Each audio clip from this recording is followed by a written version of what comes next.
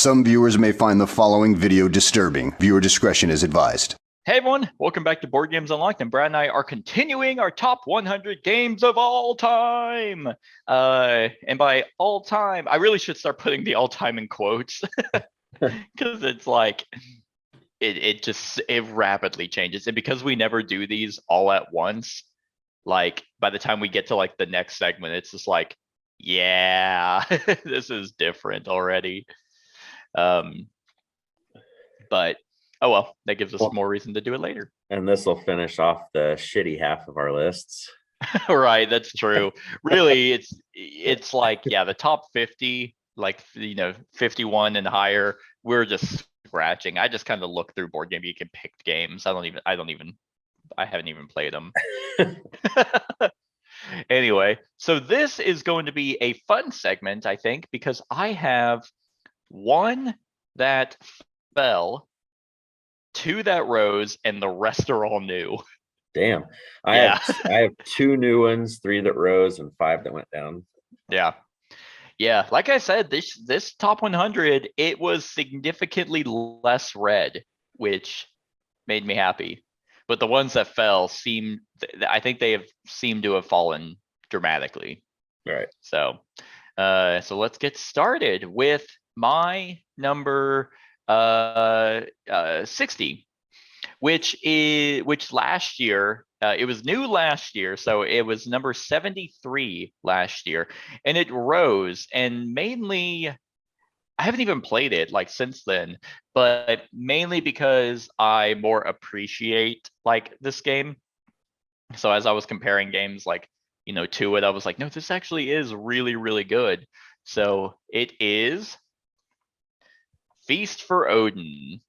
So this is Uwe Rosenberg's like was it magnum opus or whatever, like his biggest game that I believe he's done. And as far as I can tell, he's only designed polyomino games. His first being, I think, Patchwork. And then he was just like, well, that was a very tiny game. So what if I made the biggest, most complex polyomino game in the world? Yeah, because I was trying to think if like Agricola and Caverna, I don't know if those that was him. You're right. Yeah. No. Yeah. Okay. Agricola, it's not polyomino, is it? No, I don't think No. And Caverna really isn't either. Yeah, that's what I thought. Okay. I forgot he designed those. Yeah, Agricola came out in 2007 and Patchwork was 7 years later. So, but he has done a bunch of polyomino games, and this one is just insane. There are so many different options for this that it's the thing that I'm realizing, especially whenever I was ranking these, is I love games that when you go in and you're just like, what do I feel like doing this time? I'm going to try this and see if it works. And this has that in spades. It has a stigma of, being the worker placement game with 50 different options.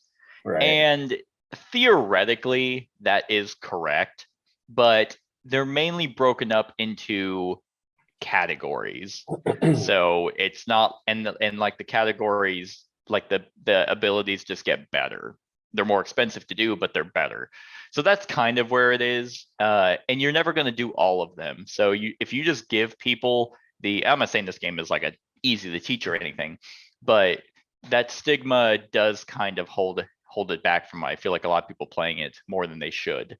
But essentially the worker placement spots allow you to get different types of polyomino pieces because you are placing them onto a board that has a bunch of negative points on it. And as you cover that up, of course, then you're going to have less negative points by the end of the game.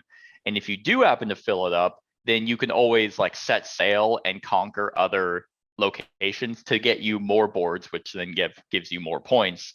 But then you have to cover those to not get the negative points. It's a fascinating game. I don't play it as often as I should, but last time I played it was at 2, and it's really good at 2. So, which is nice. You can even play it solo. Really? I did not know that. Yep. So, yeah, it's one of those that I think everyone should at least give a shot if you've played. I mean, unless Patchwork is like the peak of like you're like, oh man, this one's rough. Yeah, then definitely don't go to Feast for Odin. But if you've played Patchwork, Spring Meadows, Cottage Garden, Indian Summer, and you want a more meatier, heavier game, then definitely check out Feast for Odin. It's fantastic. Now I will say all the artwork I was enjoying until I saw that freak in the back. That guy, he looks like an alien, like an imposter that's infiltrating this town. Yeah. Where are his eyes? He doesn't have eyes. He just has pupils. That guy's he's creepy looking. He's Viking. Anyway, I guess. Yeah, he's and there's really no theme to this game that I've been able to find. Not really, yeah. It's just this is his big step because his other ones were all farming or doing different stuff, and this one. And I have Agricola, like I actually own it, but it's still in shrink. And I haven't tried it yet, but it's the of these three, because I picture this as a trilogy in a way, you know, kind of like how we look at the whole Blood Rage Ankh stuff. Agricola, Caverna, and this. And Agricola to me shows its age. Okay. And it's a little more brutal because you have to. That's what I've heard. You have to feed your people. That's why it's nicknamed Misery Farm. Oh. And then Caverna is a better version of Agricola, and then this beats Caverna in my mind. So gotcha. Yeah, I will see what I think whenever I eventually play it. But that's my number 60, A Feast for Odin. All right, my number 60 is new to the list. Sweet. And it has really been one that's kind of been vaulting up my interest lists quite a bit. It's a worker placement game. When it first came out, I didn't really pay any attention to it because the box cover is kind of ugly. But when you get it to the table, it's just one of those good Euro worker placement games. And that is interesting. Okay. This happens to be this looks like it's the new box. So because if you buy the second edition that's out right now, it comes with the big expansion in it that adds the variable player powers. I have the core box and the expansion box that does that, but pretty much on this, it has this unique deal because there's a lot of stuff to do in this game. It's tons of worker placement spots and everything, but the unique part of this game will be there is a white dice, a black dice, and an orange dice at the beginning of every round. Somebody rolls them and then places them in a certain spot, and whatever number that those dice are, every player in the game has a worker that matches that die color. And so let's say you had a 4 orange, right? That was rolled.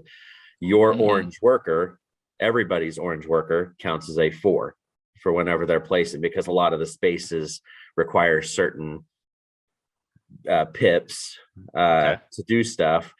You also get these I can't remember what the hell they're called, the purple meeples, that the assistants, I think is what they're called. You can spend assistants to add to the pip. So if you had a 4 and you wanted to go to the 7 spot, that's just the top card row that you can get to, you'd have to spend that 4 dice and 3 assistants to. I see. To add to the die, not add 2. I was like, wait, how do you spend 3 and get set? Okay. No, I gotcha. Per pip. But so there's a lot of Can you subtract as well if you want to, or is it up to that number? No, you have to go up to. Okay. So it's like, so like if you rolled a 4, could you go to like the 3 location? Yes. Okay. The number is the max. Yeah. Yep. Okay. But cool. There's all different kinds of stuff. There's direct worker placement spots where you go and you just get stuff. There's these cards that'll come out, and it's a 6-round game.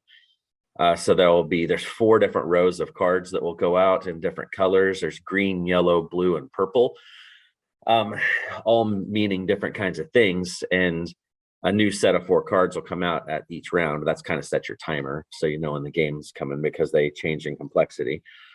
But they, like, when you place your worker, most of the spots will have an automatic benefit. You'll gain whatever it is, whether it's military points, prayer points, gold, whatever.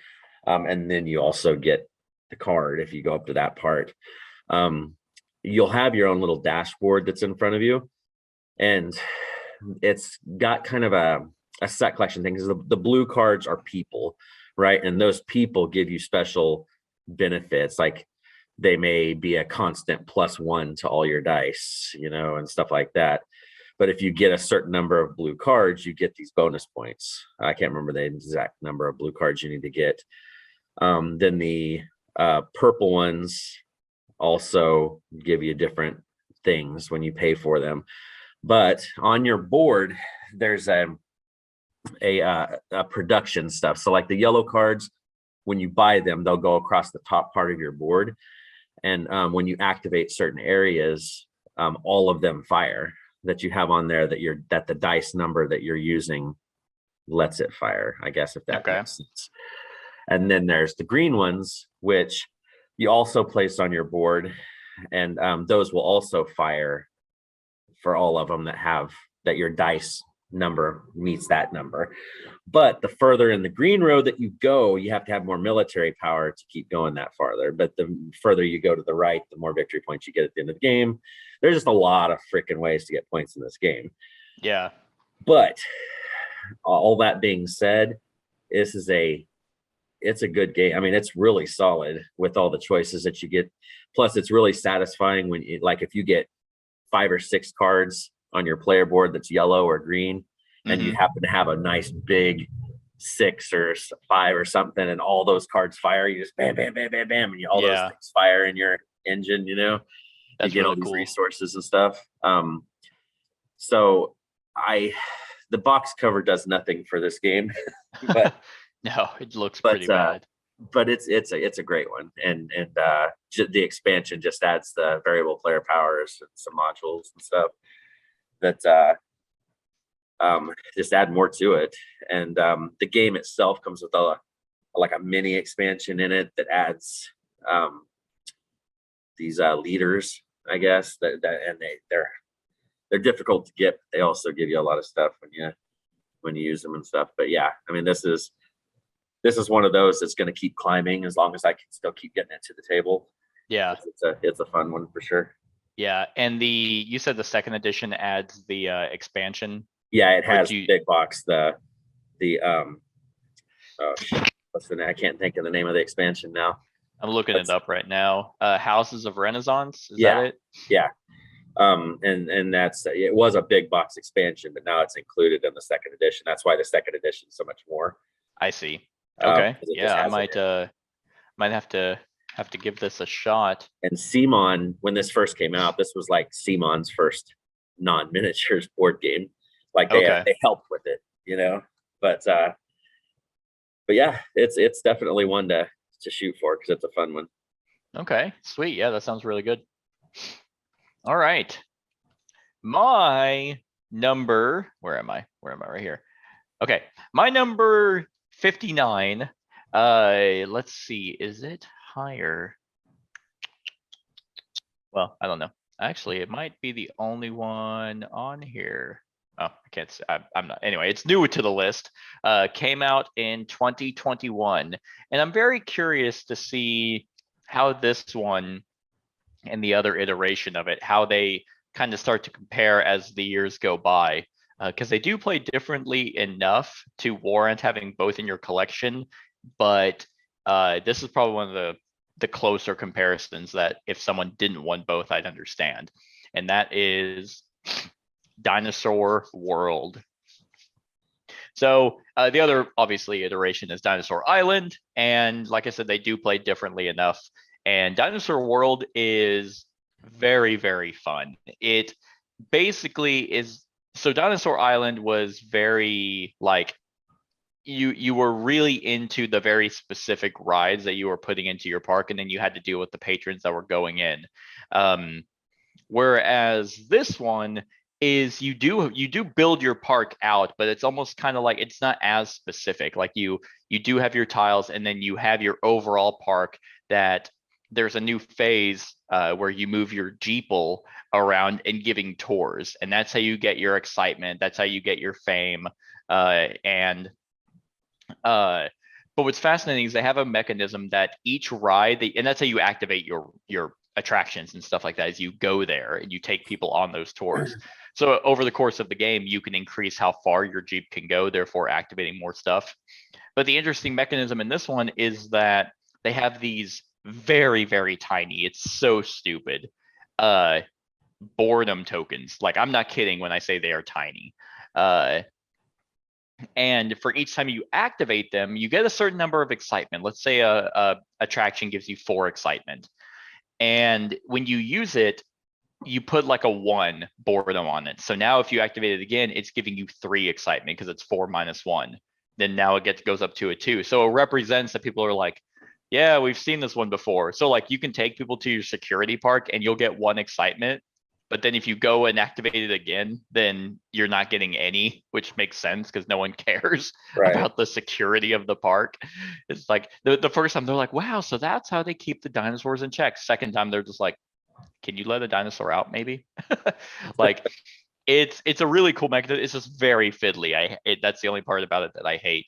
But yeah, this one was really cool. It just seemed like it had a lot more maybe of an engine going, like the way that you don't have to build up your paddocks. Like you still have to pay extra for more dinosaurs, but your tiles inherently just have those, so you don't have to level them up.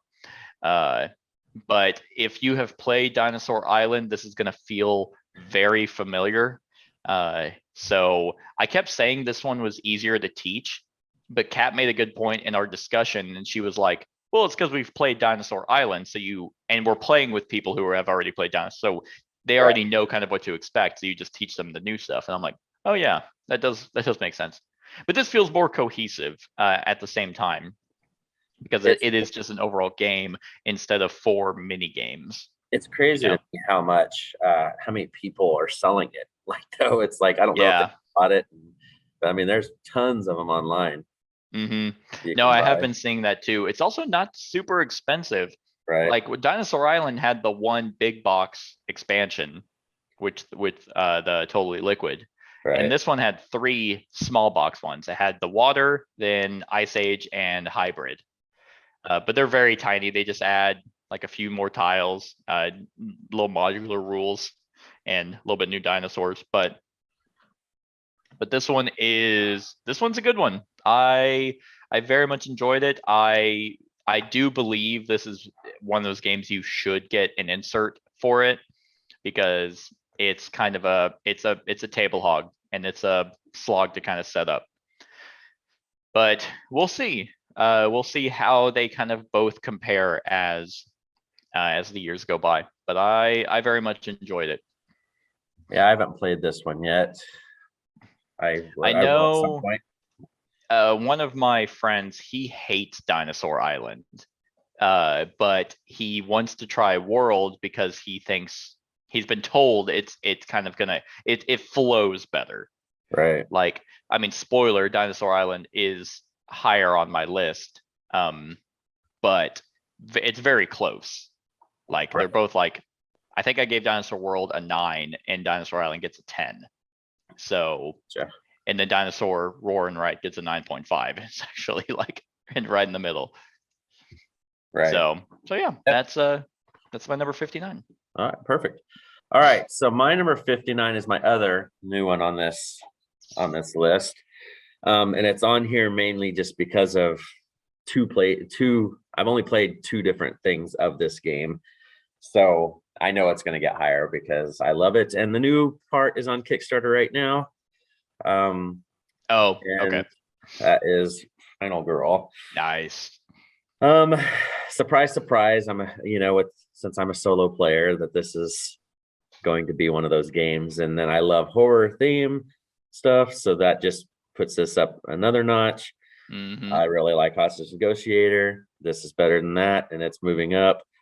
Where Hostage Negotiator, I think they'll probably cross paths before long, as one goes lower and one goes higher. Oh, I see. I see. I thought you were talking about they were gonna mesh them. Like you have a No, hostage. no. You have a hostage negotiator like trying to kill the I'm like, wait a minute. Yeah, and you know, they did a good job of picking the feature films for this one, but the new Kickstarter, after reading more on it, you know, I didn't know how the Little Red Riding Hood was going to go, but then after looking at the stuff, I was like, that actually could work pretty good, you know. So In terms of theme, that's the weirdest one. it is, but the way they made it look like it's going to be pretty solid, I think. Yeah. But yeah, and, you know, and they're adding vehicles and all that stuff. I don't know what that'll be like, but Right. But anyway, on this game, I mean, like I said, it's a purely solo game. It takes the core mechanics of Hostage Negotiator, where you are you're trying to save people. Yeah, and they went really unique with this one because of having the different final girls with the different movies, and you can mix and match and stuff. And the theme is, you know, in most of those tropey horror movies, there's always that one girl that seems to be the last one, hence the name. And you're trying to survive and take out the bad guy. And it's always some like super sexy girl too. Yeah. She's just like, oh, I can only kill this this murderer with in my panties. And it's like, why? I don't get it. Yeah. But they did a really cool job with how they boxed up, you know, like, because you just kind of open up the stuff and it's there, you know. It's like they put a lot of thought into it, and and I like their plan for what they're doing with the big box things, kind of making it look, they're gonna have playmat holders that look like VCRs and all that stuff, you know. It's just, it's just gonna be super cool. They're just really going all in on this, and it just went over $1 million, the new Kickstarter last night. So nice. And that's their biggest ever. Their biggest ever was like 400 some thousand. Wow. Prior to this. So, you know, it's a big deal as far as solo games, because they said the purely solo game. But yeah, this one, it's going to keep going up just because of my play style and the theme of this and stuff. The only reason it's at 59 and not higher is because I've only played with 2 of the feature films and stuff, so I haven't really played everything. And then I mean, think about it.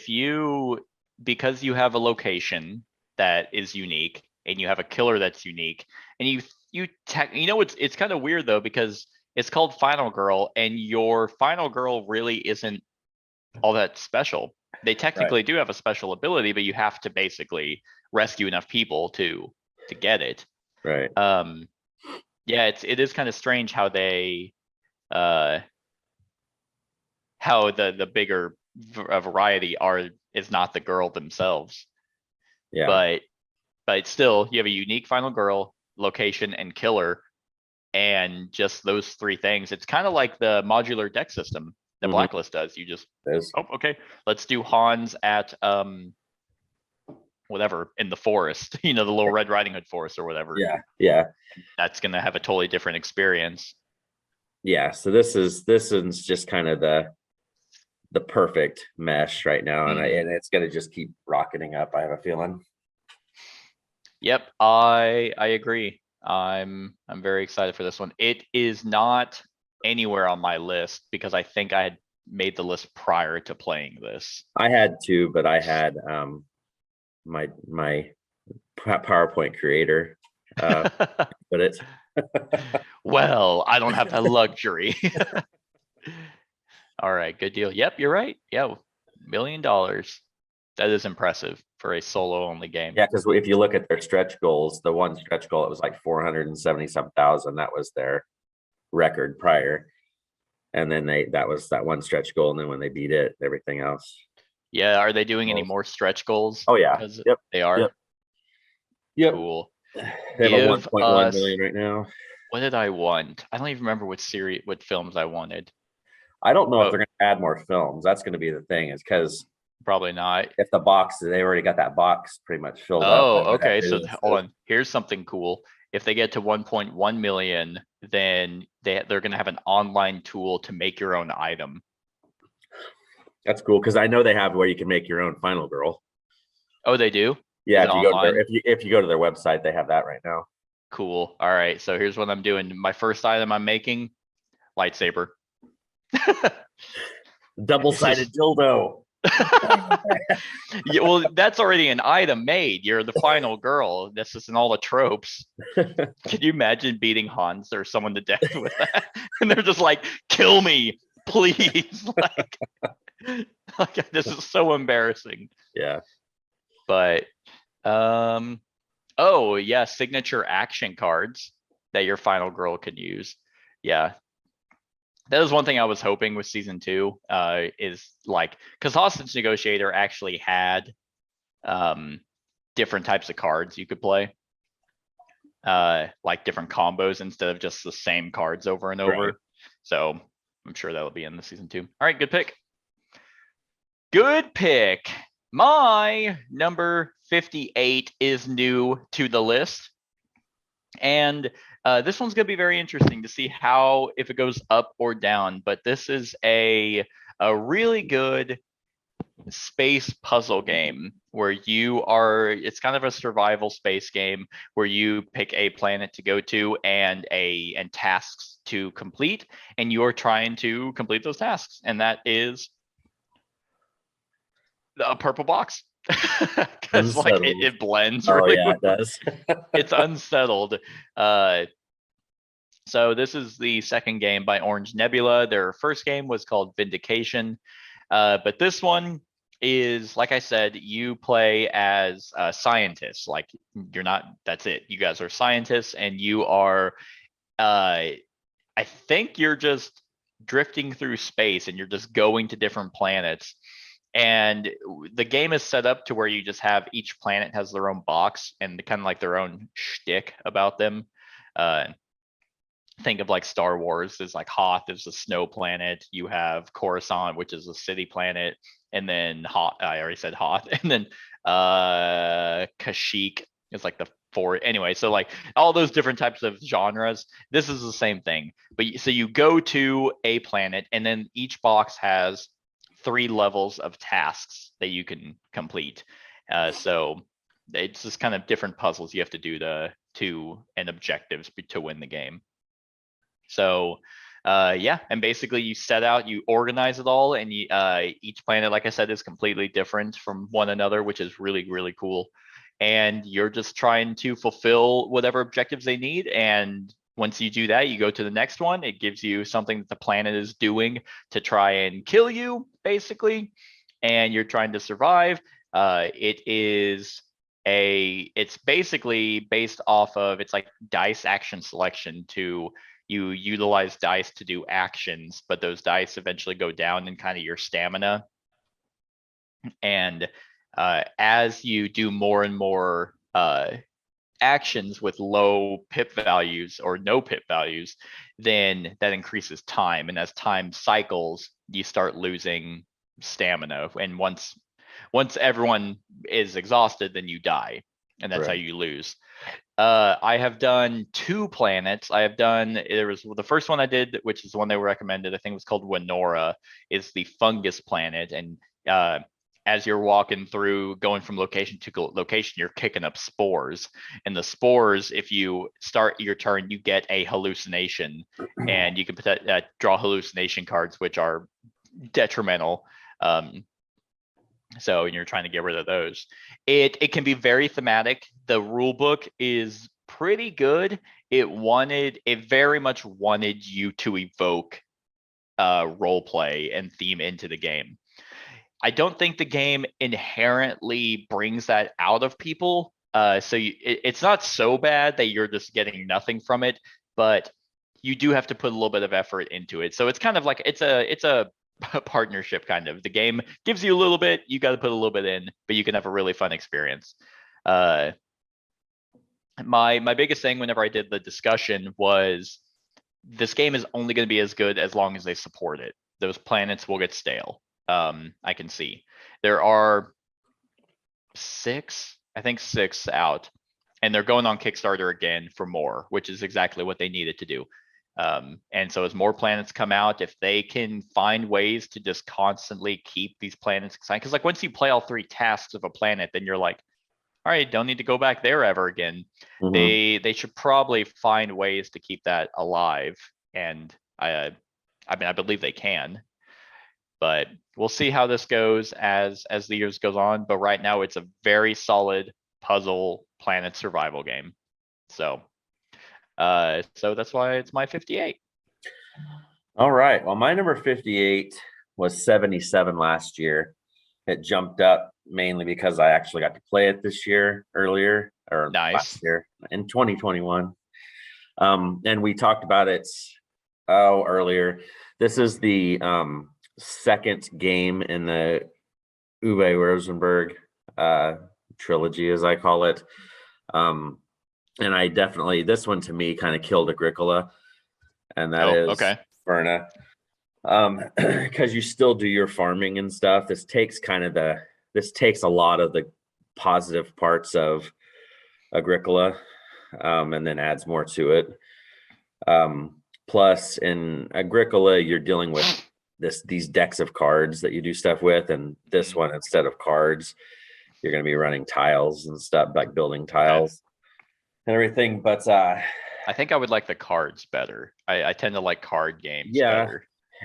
I just, that's true. And I think the difference is this game's not as brutal. I think that was one of the things, because every time I played Agricola, just the constant having to feed your people and just getting beat down. It's like that somebody's human need to eat. It sucks. Yeah, but they eat a fucking ton, man. It's no beast modern American family. But in this one, you're playing like a dwarf leader when you're on your board, and you are just trying to develop your home. You growing your family, raising animals. You can mine into because your home is kind of in the caves and stuff, and you're mining, and you gain ore, which can be used to make weapons. And there's rubies in there. You can also find water in there. And the reason you're using ore to make weapons is because some of the worker placement spots that you place are sending some of your workers out on adventures. And then they come back with goods of different stuff. This one just has more. It's not as narrow focused, I guess. This is kind of that middle ground between, we talked about Feast for Odin having all those choices. This one's kind of in the middle ground between Feast for Odin and Agricola. Like Agricola is pretty much you're farming and stuff. This one is farming, but you can also do some mining. You can also go send on adventures. Okay. Do this and that, and then Feast for Odin, of course, is the polyomino. The action spot craziness, but this one comes with a ton of shit in the box, just like a lot of his games do. He's a solid designer. Oh yeah, for sure. And like I have the page pull up here, and it says that Rosenberg says that this game includes parts of Agricola, but also has new ideas. It adds dogs and donkeys. Those are two of the new animal types that are in it. And this one's really, I like Feast for Odin better than this one, but this one's still a really, really solid one. It's a table hog for sure, just like most of these games are. I love that donkey is like, he's just like looking at that pot and he's like, yeah, you stir that pot. Yeah, give me that. Well, in that picture, I always picture, like, if you take a quick glance at that cover, it looks like the donkey's holding like a spoon in his mouth. And like, oh yeah, or something. But that's just her waistband. I don't know. It's just goofy. Yeah, this art's not great. No, That but donkey most is of his stuff isn't. I mean, that's a um, shady looking donkey. yeah, Like he could have been like really excited, be like, yeah, you fucking stirred. Like he's like kind of like aroused by it, or he could be like, oh man, I'm glad I slipped poison in there. Yeah, she's yeah, gonna get it. Like, yeah. yeah, very sus donkey. But yeah, no, this one's a solid one, and this one will rise and fall depending on gameplay. Like if I wouldn't Sure. have played it this year, it would have fallen for sure. Yeah. Yeah, I want to give them both a try, like Agricola and this one. But currently I own Agricola, so I'll You need to try Agricola first before you do okay. this one, because if you play this one before Agricola, chances are you're really not going to like Agricola probably. Gotcha. So is the reverse, like if you love Agricola, you're not gonna like this one? Is that kind of the They dynamic? actually, I mean, everybody, I mean, of course, the hardcore Agricola fans are always going to say Agricola is the best, but most Hmm. people like this because it's a little more open. You're still playing Yeah, Agricola, but you have more options, gotcha. So I mean, it is what it is. Okay, good deal. All right. My number 57 is new to the list. And this one I could have thematically lumped in with the game system it's based on because it plays very similar. But there is a lot more kind of to the website, and it is of course a different theme, and that is the Vienna Connection. So it says the detective investigation system, and this is based off of the Detective Modern Crime board game, but set in the Cold War. Um, this one, these kinds of games, I just love. I love the genre so much. I bought a subscription called Hunt a Killer where they send you. It's like a 6 month deal where they send you an episode every Yeah. month, and it's so much fun. They're so good, and this one's no different. Like you're very much invested in the acts of like the Cold War era, in Russia, doing the same thing that you're doing in the modern crime game, just trying to figure out like various objectives. Like it's not, of course, well, I guess slight spoiler, but someone dies in like the first thing. You're trying to figure out who and why, but it leads into the other cases. Like um a lot of these tend to have that where previous cases aspects of it can come into play. Sherlock Holmes has it to where you can find answers or something in previous newspapers. This kind of does that as well with the different episodes that you play. But just being engrossed in it does a very good job of doing the Cold War theme, and the website is just so good. Like what was very annoying was actually how they released this. They released the physical copy, but the website wasn't active for like another week. And I'm like, so because I bought the game and I was like, I had it all set up, and I'm like, oh man, I can't wait to play this. I pulled out my laptop and I looked at, I'm like, where is it? And nope, it was like, yeah, no, it's actually next Friday. And I'm like, that's so stupid. I don't know why they did that. But other than that, once we finally got it, then we played it. Just the storytelling of the detective series, like being doing the espionage kind of, who's a spy, who's in on it, who's a double agent, who's doing this, why are they doing this, and then the different codes that you have to break in the on the website. It's phenomenal. Like some of the best experiences I have are just trying to figure, and because the detective system isn't so, like, if you at least get the main question right, like, hey, who killed this guy, or why was he there, or whatever, then you're gonna pass. You may not have the best score, you might get like 15 points out of 50, but you'll still succeed because you got the main question right. As long as if you get that one wrong, then you fail. But yeah, these games are just so much fun. It's definitely not going to be the last type of that theming in my on my list, but this is kind of where it's probably in future top 100s. I'll combine them. Like I don't think I wanted to mention because it's brand new. It came out last year, but I don't think I'm gonna differentiate them in the future because it is the same game, just a different theme. Right. And I hope they keep making it. I think Portal Games is really killing it with this system. I still haven't played any of the Portal Games Detective series. They're so good. I own the original. I just haven't never played it yet. Yeah, you should. All right. So my number 57 is it's in a free fall because I haven't played it for a while, even though I've gotten the new expansions and stuff, but just haven't played it yet. Yeah. It was 5 2 years ago. Wow. It was 26 last year, and now it's 57. So it just keeps dropping and dropping. It's one of those one. If I can just get it to the table and play it, I think it would rebound. And that is Shadows of Brimstone. Oh. full floor. Not Shadows of Brimstone. I still play it every now and again. But yeah. But anyway, this one is this one just you need to be playing it for it to stay up here because it's unique enough that like I'm gonna have to reteach myself how to play it next time I play because I haven't played it, what, a year and a half probably. It's very fiddly, that I understand. It's but it does have the miniatures with the names of the monsters on the bottom, which is one of the ones we noticed. And then other things have started kind of doing that. Actually, Final Goal.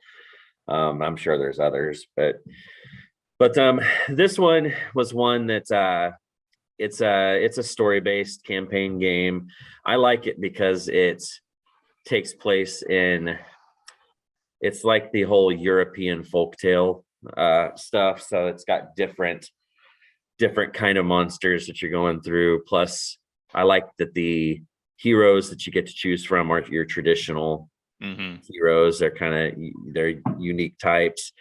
And when you start off a mission, you get to pick their branch. So each hero has 2 different ways that you can make them, and everything. And it's just kind of, it's has some of the other unique things, which I know a lot of it's, like I said before, a lot of it's fiddly kind of stuff, but I play this game solo and it works for me that way. But anyway, I like when you're traveling, you travel as a group. If you stay on the road, you have to pull those day and night events as you're going. And on the road, they're generally not as bad. If you decide to go off-road, you can get to your places faster, but you're going to get beat down. And stuff. But I would have liked with the road events, because I think every turn you draw one. I would have liked it if it was like one event, like Gloomhaven, for example. You have one city event and you have one road event. Right. It would have just been nice. So you're not constantly just moving and then moving 4 spaces and then drawing a card, and then you're moving another 4 and then drawing a card. It would have just been nice to be like, okay, we had one event. It's like, is this road that treacherous that we're just getting fucked every time we travel a mile?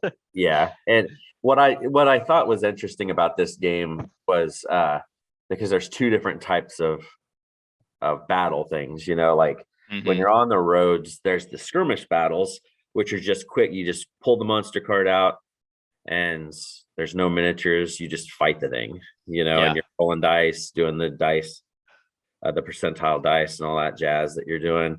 But then there are some times when it's like goes like old school Final Fantasy, like when you bump into the bad guy and then it like zooms in and all these things populate.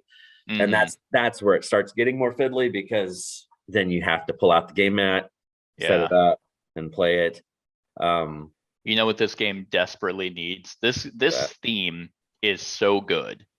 Yeah. And my main gripe with it was because when I'm recording series, I try to be as seamless as possible. Like when I'm doing Gloomhaven, I have everything set up. When I'm doing Bloodborne, I have everything out. My biggest annoyance is then having to get up and then go dig through the box to get one thing. Yeah. And this game Yeah. constantly did that. So I would have liked it a little bit better had I not been recording it. But this game needs an app like Destiny's. Yeah. Not I can see Destiny. that for Sorry, sure. no, where you don't play the game. It needs a All shitty app.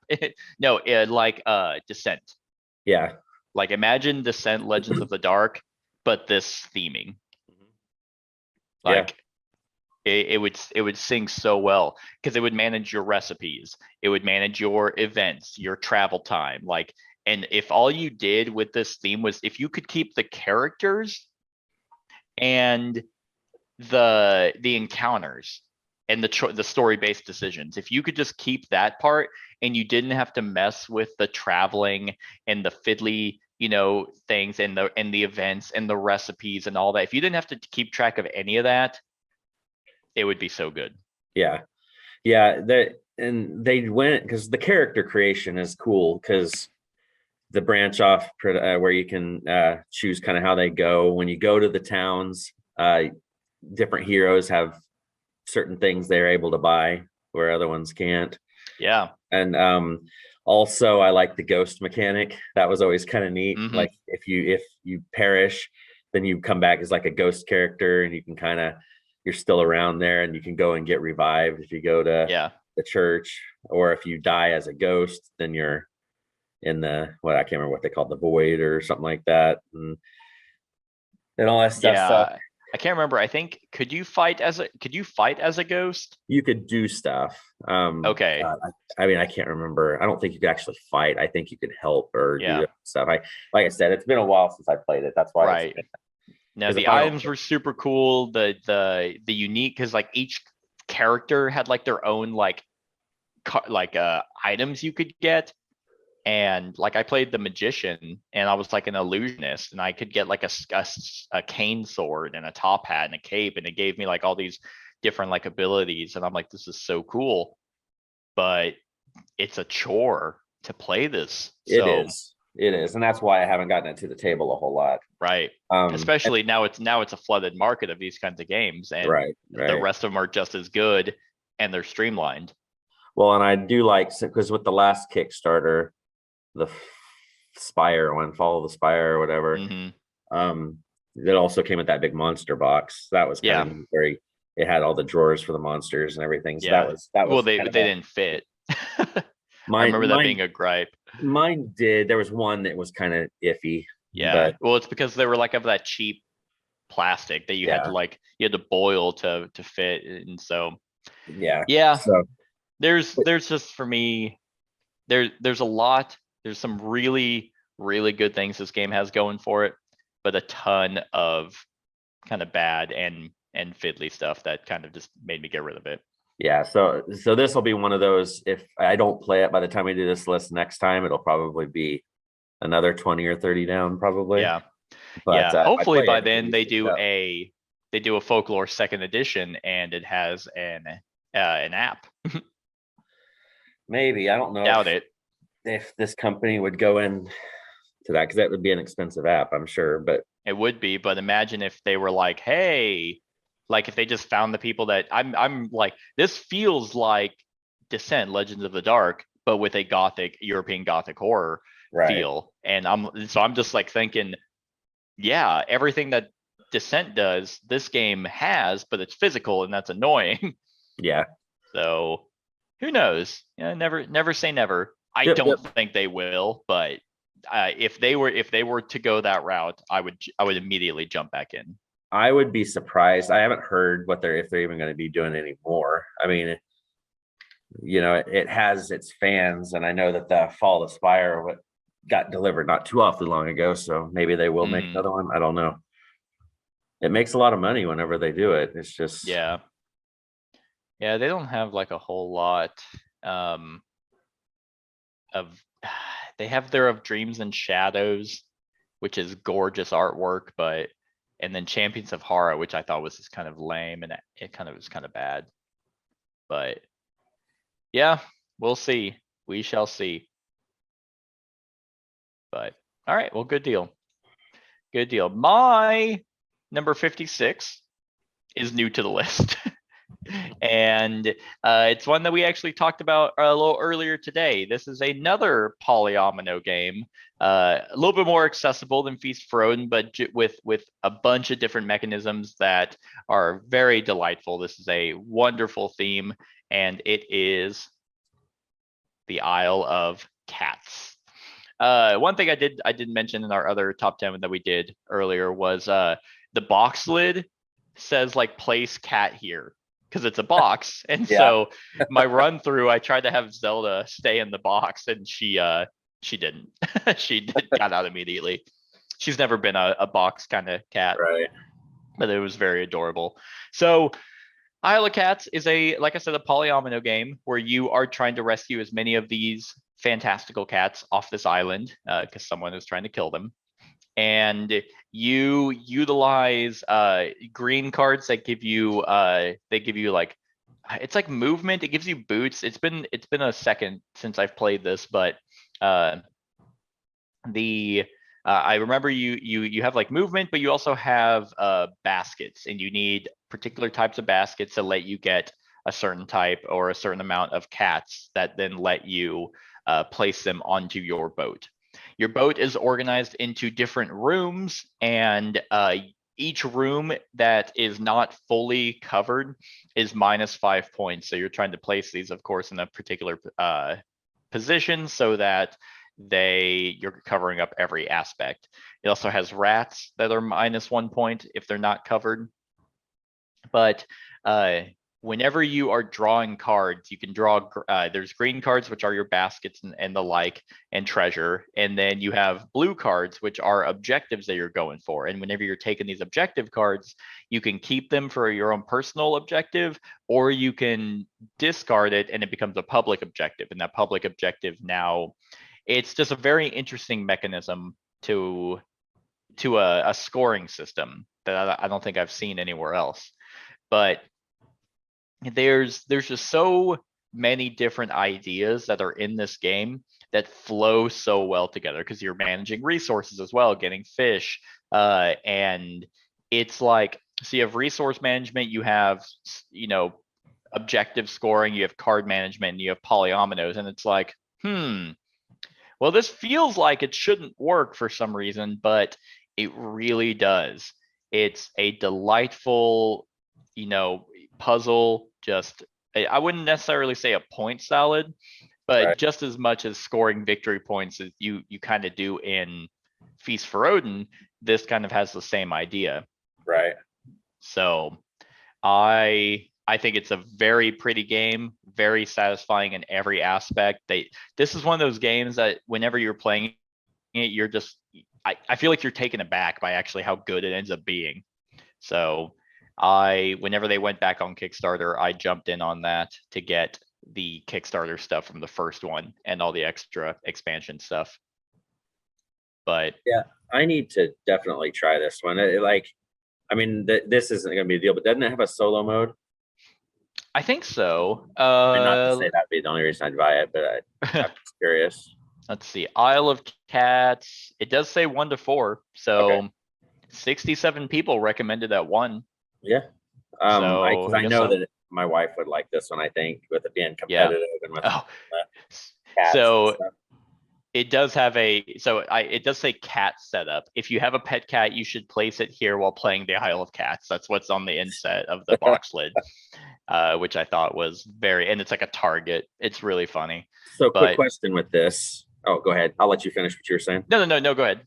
Well, I was going to say, because when I look at my online places I buy games, I see this, and then there's a box that says, like the extras or something like that. Like what is that box of extras? Let's see. Hold on. Yeah, I can try to pull up too, because I've always seen that, and I wasn't sure. Like, are you talking about the expansion? Well, yeah, it says the late arrivals, because that adds more. Yeah, that's it. The late arrivals cats. Expansion. Just more cats. Yes. Yeah, more cats, different boats, and then they call the victory point cards lessons. Gotcha. So they're both in stock in the place I want to get. So like, is these aren't Kickstarter versions, obviously. I mean, getting the retail would probably be sufficient, wouldn't it? Oh, without a doubt, yeah. The Kickstarter, I believe, was mainly just like deluxe components. Gotcha. And yeah, because whenever I was backing like the second, like their second Kickstarter, yeah, it was just more like deluxifying the game. And it was like a storage solution too, I think, if I remember. Yeah, Right. yeah. Yeah. I'll probably get those because I know they'll get played. Yeah, yeah, no, this one, and it's very easy to teach. Like whenever you're playing it, you're just like, oh, okay. And then the cards, and it's not like it's simple just because it's like easy to teach. There's still a lot going on, but it's all manageable. It flows very, very well. This is a solid game. Yeah, this will be another one of those. I'll get my ass kicked all the time because it's that whole Spatial awareness. thing. You're She just kicks gonna my have ass like away. 4 cats on your boat by the end of the game. All these rats. I like my rats. I don't want to. It's the Isle of Rats. Yeah. All right. So, yeah, I'll definitely pick that one up. Cool. My number 56 is one that 2 years ago was 32. Last year it was 42. It's 56 this year. This is one that's always going to be on my top 100, no matter if it's dropped a little bit or gained a little bit. It is the first dice placement game that I ever played. And I will always keep the first edition because the second edition is ugly as sin, I believe. And that is Kingsburg. Oh, okay. This one is still probably one of my favorite simplistic dice placement games. Just because it's an easy teach, and you and if you have the To Forge a Realm expansion, which I know comes with the second edition, but if you have which would be the only reason to buy the second edition. right. But it just gives you more modules that change it up a little bit. So I usually pretty much always use 2 of the modules out of that box all the time. But you are rolling your dice, and then in player order, you place the dice to influence the people of the town, and then you get those abilities or those resources or whatever. And you work your way through like a calendar year, because there's different steps of build. You influence, build, all this jazz. And you're prepping for there's a horde of something coming at you. So there's going to be these things that you can get when you influence certain people, let you peek at the monster card. And that way, what you get if you beat it, what you're going to get if you don't beat it. You can bolster your defenses. You build your city up to gain different. It's almost like a tech tree city building, because you have to build from left to right in the column. And that's one of the modules in the expansion, is that kind of to vary, because a lot of people, if you just play the base, everybody has the same rows. So everybody kind of focuses on most of the same deals. So when you get the module with the setup, I always play with the event cards. I also always play with the discs that you use in the final battle. I'm trying to remember. To add to the, like, instead of, because remember, like when the monsters are coming, you had to have X number of to beat it. So you'd take your defense into account, and then you'd roll a dice, and everybody got, like, let's say 3, then everybody get 3. Yeah. One of the modules has those discs that have 0 to 4. Oh, okay. And instead of rolling dice, you just spent one of those discs. Okay. And then what discs you didn't spend, those are victory points at the end of the game. I see. So you I like that, the determinist, because that way it's kind of a little more. I felt when everybody just got to use the one die, if you rolled a 3 and everybody got it, then it was hard to catch up to the. This way you could because if you beat the person by the amount that you beat, if you beat the bad guys the most, you got an extra victory point. So it was a way to kind of catch up to the leader a little bit here and there. Yeah. But this one is still, it came out quite a while ago. Yeah, it's relatively old. I want to say 2012 maybe. The original, but 2007. 7, damn. Okay, well, there you Yeah. go. But and it holds up. I just played this maybe a month Mhm. ago, and Yeah. it's just a really good dice placement game. I mean, I know I did play it in 2021. It's solid. yeah, Like it's not on my top 100. Funny enough, it's not even close, but it's still in my collection.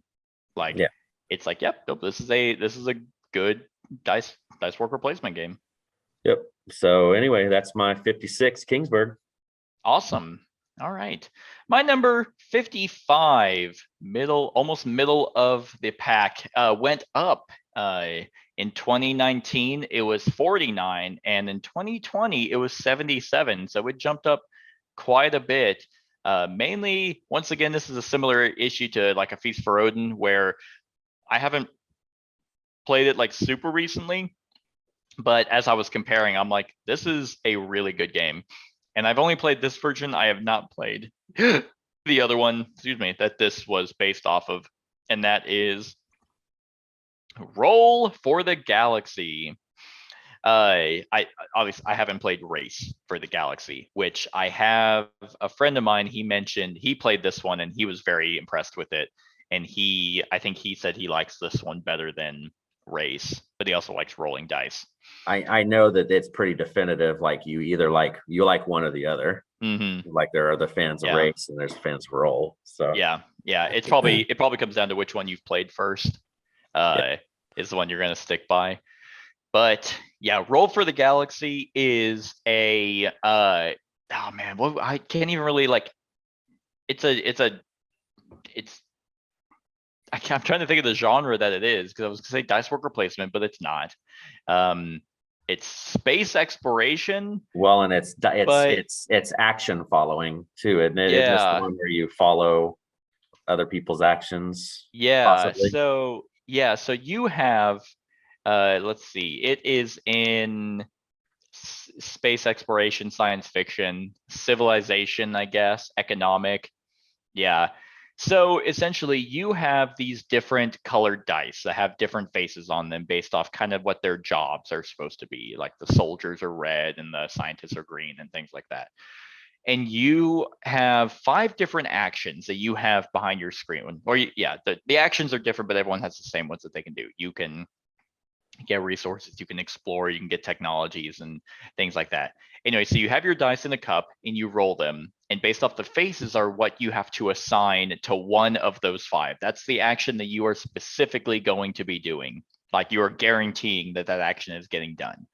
But you place all the other dice underneath the other actions that you have rolled, because let's say you pick the one that allows you to go out and get a technology, and uh and someone else didn't pick that one, but they had dice underneath that action, they get to follow. So when you reveal, you remove your screen and reveal, you flip face up in the middle of the table. There are the 5 actions. You flip those, and those are the actions that are going off.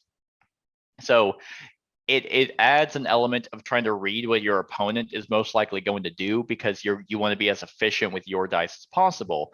So if you want an action to be done, you can be like, I need this to be done right now. But you also know that someone else needs it done. You might not pick it and hope that they pick it and utilize your dice elsewhere to do action efficiency. So you might be like, I'm going to pick this other action and guarantee that one and place my dice underneath the technology one because I think Brad is going to pick it. And then you reveal, and if he doesn't, then you're like, you idiot, why didn't you do it? Or if he does it, then you're like, awesome, now I also get to do that. It's a very clean, like, yeah, space exploration game is the best I can do it, because you get really cool abilities with your technologies, because you build out like your space stations and stuff. Like with visiting different planets gets you new dice thrown into your cup. You have you can also trade goods that gives you victory points, because the way you win and the way the game ends is there's a pool of victory points in the middle, and people just start taking those, and once that pool is empty, the game's over. Or I think, or maybe if you also have a tableau of 15, I think is maybe what that was as well. But yeah, this one, just the cool planets you can go to, the cool technologies you can get, the space stations, it just all flows really, really well. The back of the divider is very busy. Like, it's a very busy thing. So it's not, it could be very overwhelming to look at, because you'll just be blindsided by all the icons, but it's not as heavy as that the back of that panel makes it out to be. Right. It's not a light game by any means, but this one has just been super solid. And the only complaint I have, the expansions are really good. The newest one is stupid expensive. Like, because it's the one where it added the customizable dice. Right. And it's like as expensive, if not more expensive than the base game. It was wild. And I haven't played that expansion as much. The second one added objectives and different orange and black kinds of workers. But yeah, this one is really good. I've done it for the channel, but I need to do it. I want to redo it. To just make it a cleaner run through. But yeah, I really enjoy this one, and that's why it's my number 55. All right. Well, my number 55 was 33 2 years ago, 27 last year, and then it fell to 55. And I'm not sure why it fell that far. Real quick. Yeah. The base game for Roll for the Galaxy, where we get, like, if you're looking at market price, is $60. The second expansion, or the first expansion, is 40. The second expansion is 80. Jeez. Yeah. Yeah, it's gross. Anyway, sorry. I had to bring that up because I'm like, how much more was it? Yeah, $30 more, or 20. Right. So this one fell like almost 30 spots. And I think it's because when I was sorting this list out, I did not take the standalone kind of expansion along with it, which would have made it stay or grow. This is a 1v1 dice battle game, and that's Dice Throne. Nice. I think looking at it just with the 1v1 aspect, it probably fell because I haven't played it that way. Yeah. Adventures, I didn't want to lump it into this because Adventures is kind of its own thing. Okay. Because it is a standalone game that uses these characters, but it's Did Adventures come with characters, or do you have to have these to play? Well, it comes with the standees for all the characters. Oh, okay. But then I think you have to use these characters too. So okay. I mean, so technically, it's not a standalone if you need these. So yes, I probably would lump them. Yeah, it was just kind of a weird thing, because there hasn't been with it. It's kind of a unique situation, but yeah. So this one is your 1v1. I mean, you can play it with more than 1v1. I don't know how that would work. I've never done it that way. I think it's I want to say teams, but I don't think you can do battle royale. You can go. Yeah, you can. One, 4. Yeah, because there's certain actions that say attack all other players. Right. Yeah. So that just seems a little more convoluted. I think 1v1's the best. But anyway, you choose your character. It's got the wonderful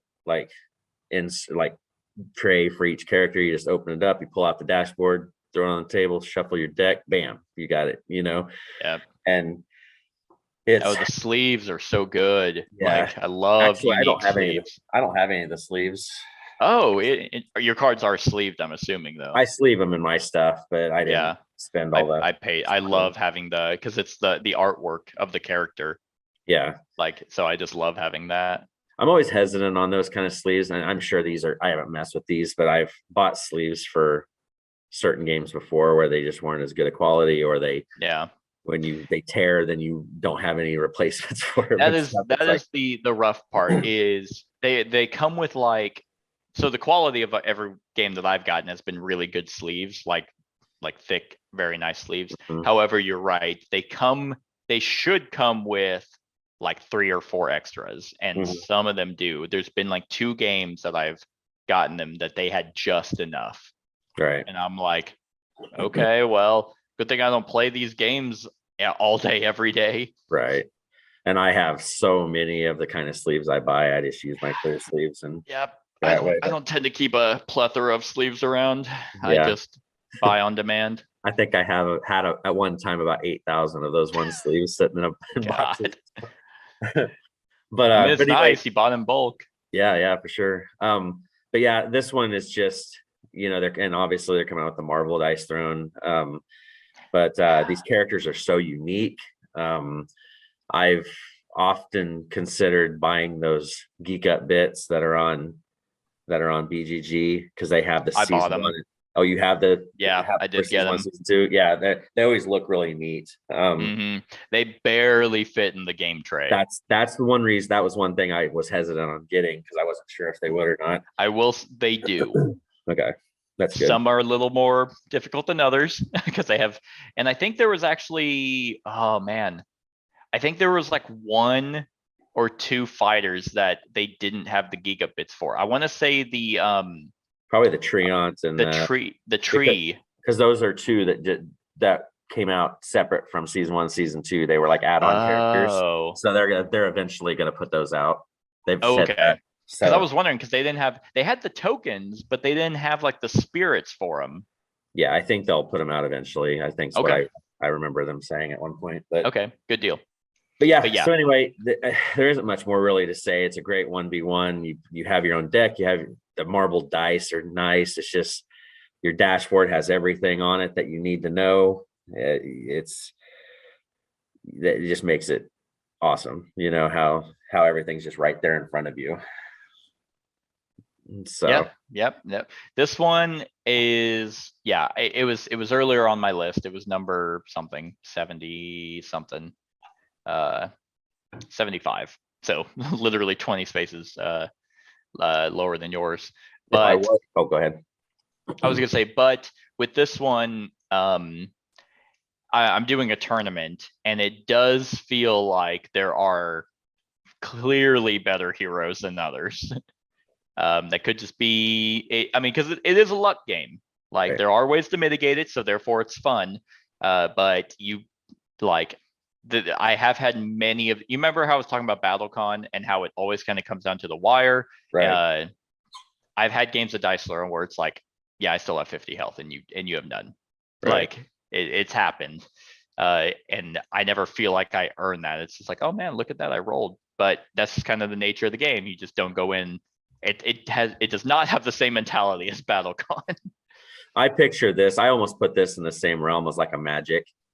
Because you can get rolled in Magic, True. Too. You could get mana screwed, yeah. Yeah, because they have big tournaments for this at conventions and stuff. Yeah. And it's so. But yeah, if I would have combined adventures in with Dice Throne, it probably would be in the. I was looking. It probably would have been in my 30s. If I would have lumped adventures in. Just because of the solo aspect and being able to play it, because that's how I've been playing it mostly. Yeah, I would really like to see, like, because how I mentioned the starter set for Summoner Wars, and someone commented they're like, it ended up being like 28, 25 or something, like who won. I would like to know what the outcome is for Dice Throne tournaments. If it's like, oh, the Moon Elf. I'd be willing to bet somebody's out there is compiling data. There's every competitive game I've played. There's been somebody that's compiled data, whether it's Netrunner or Scythe has one. Apparently, through like someone, a friend of mine was telling me, Scythe actually has a faction board combo that can give you like an unlimited engine. That Jamie Stegmaier's come out and been like, don't play that. Yeah. But apparently it took like thousands upon thousands of people who played Scythe all day, every day to figure stuff like that out. But I would be curious because it's obviously through my own interaction, it very much seems like, man, okay, the tactician fucking sucks and the Moon Elf is broken, but I bet people who are constantly playing this way more than I am are like, nope, yeah, about every hero wins an equal amount of time, which would be nice. Yeah, I'm sure the info's out there. All right. Especially since they're running tournaments. I bet they keep the tournament data. Yeah, I saw like an ad or a thing for a dice throwing tournament for like Gen Con, and I was like, no. No, I can't do it. I can't do a 1v1 tournament. I'll get two into it. Yeah. All right, good choice. Good choice.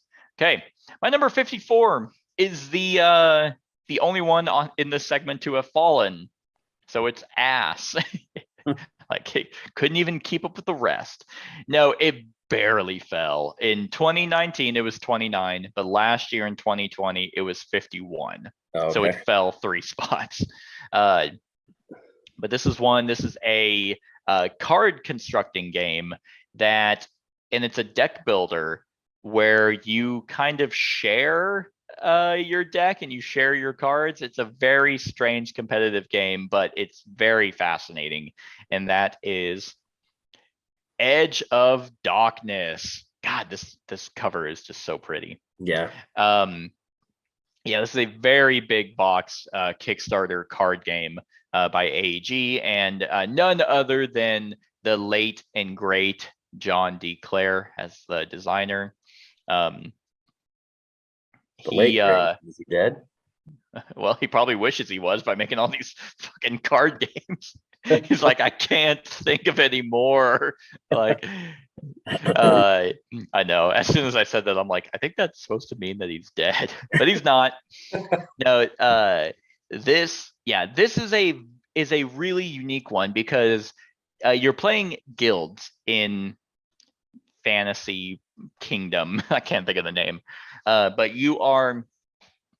there's different factions that you can go to, and each faction has like their own set of cards. And similar to Mystic Vale is you have your own guild cards and you are slotting these cards into them to where you're doing a top, middle, and bottom tier. But is that whenever you are playing these cards, like, well, the cards go out actually into like a river or a market, and then you draft them to be able to like you pay money to go on down the further down the track to get the cards that you want to play, and then you play those to be able to then do their various actions, whether it be giving you strength to go fight a monster, giving you coins, giving you workers, whatever it may be.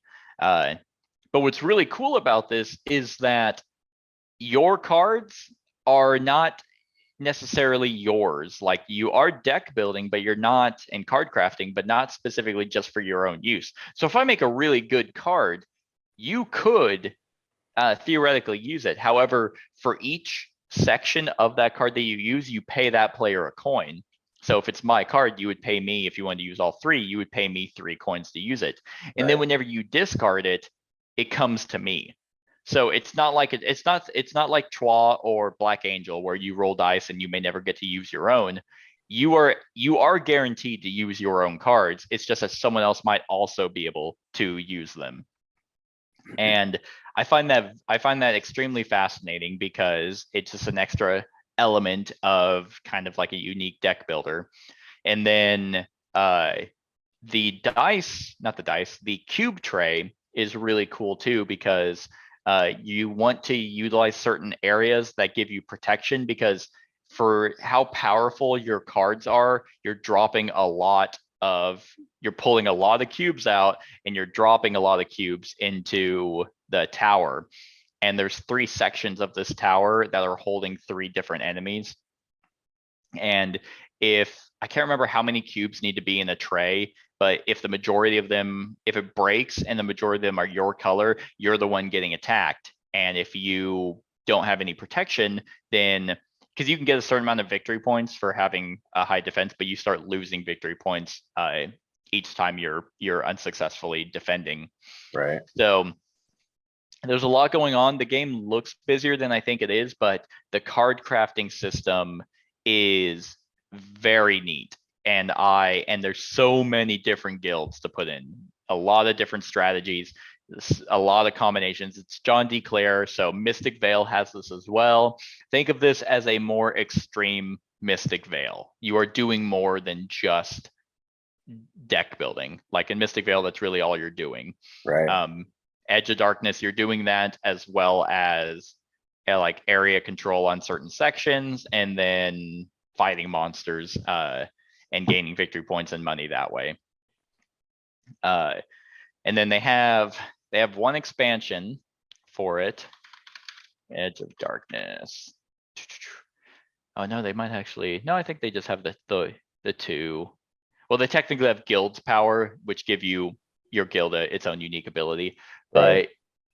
nope, they do. They do have two expansions. They have Sands of Dunestar. These just added more locations, therefore more cards. Then they did the Cliffs of Cold Harbor, and then they did one on Kickstarter last year, which is Emissaries of the Veil. So this is a solid one. I like it quite a bit. So that's my number 54, Edge of Darkness. All right. Well, my number 54 has jumped. Well, it kind of has done a weird thing, a yo-yo over the last couple of years. Okay. So it was 38 2 years ago. It was 89 last year. Dang. Now it's up to 54. Wow. And I need to get the expansions for it because the more I've played this game, the more I like it. It is probably tied for my favorite Steffenfeld game, along with Castles of Burgundy, and that is Merlin. This one, I enjoy the hell out of this game with the whole rondel stuff. This one has the unique thing where you roll your dice and you move your you have to choose what dice to use, and you move your person around and around the rondel, and you take the action of whatever he lands on. You also have the white dice, which controls Merlin, and he can move counter or regular clockwise, or regular clockwise. Regular clockwise, yeah, clockwise or counterclockwise, and take spots as well. And all the while you're gaining, whether it's gaining flags to do abilities with, or you're placing cubes to try to have the most in a certain region. I can't remember what they call them in the game, fiefdom or whatever it is they call them, but you're just going around collecting points, gathering stuff. You have your own player board that you are putting stuff on as well. This is a typical point salad game. I mean, you're going to be getting points like crazy in this game, because you can also are placing down influence markers on places. That's the whole area control that I was talking about. And you're gaining cubes from certain places that you can use to finish cards, to get different stuff. You're set collecting, just a lot of junk. Plus it adds that extra little thing over at the side. I can't remember what they call it. It's got all those hexes. It's like the land, and it has the hexes, so you are like putting down your little castles on the hexes, and your area control that way too, and those score every time.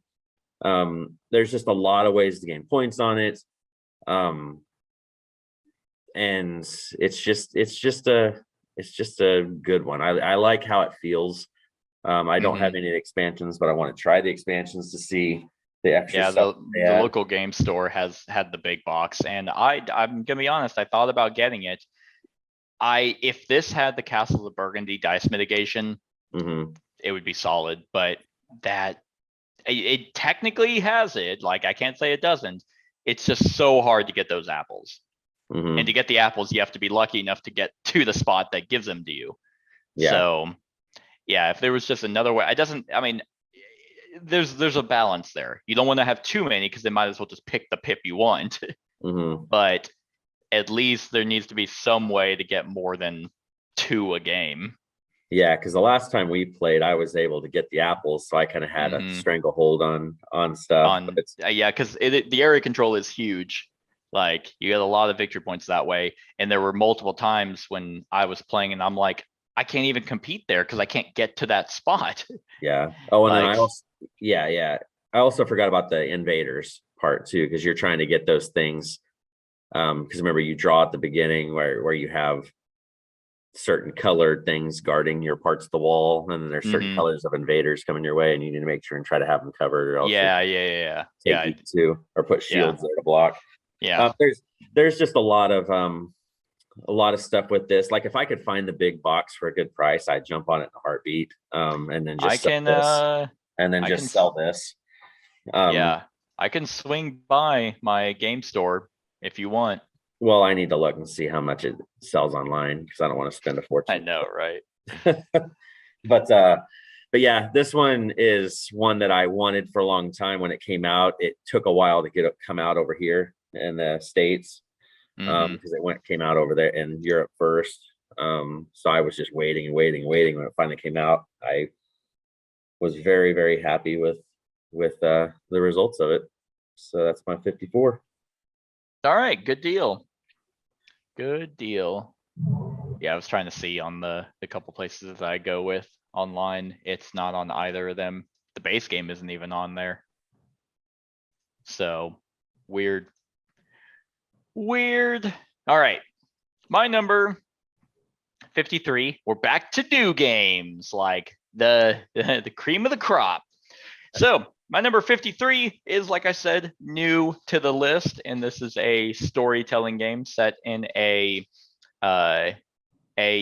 a unique one because I don't believe I've seen any of these. I don't think I've seen this theme anywhere else. And this company did a really good job of transcribing kind of like the stories of the books into the game itself. And that is Solomon Kane. Solomon Kane. Yeah, I have read none of these books. I have no idea. I just know he's a guy who is plagued by, I think, like demons and stuff, and it's like fantastical. It's like old timey Constantine. Right. It's kind of how I think about it. But this is a story-driven game where you are playing the 4 virtues. Every player is playing one of the, so if you play 4, each one has a virtue, but there's always the 4.